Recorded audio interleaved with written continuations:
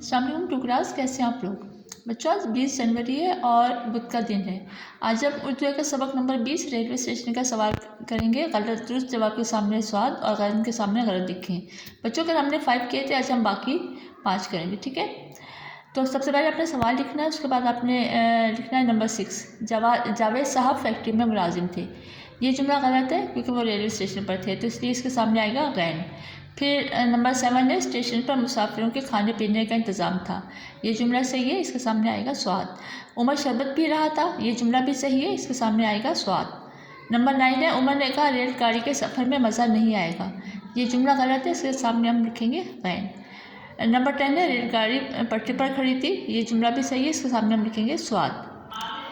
बच्चों अब last question है, कॉलम मिलाएं।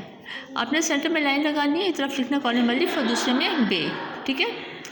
कॉलम अलिफ में है रेलवे, टिकट, इंतज़ार, पटरी, अब्बू के दोस्त। बे में है गा, जावेद साहब, स्टेशन, घर, रेलगाड़ी। अब हम मैच करेंगे। रेलवे के साथ आएगा स्टेशन, इंतज़ार, गा, टिकट, घर, अब्बू पटरी, रेलगाड़ी, अब्बू के दोस्त, जावेद साहब।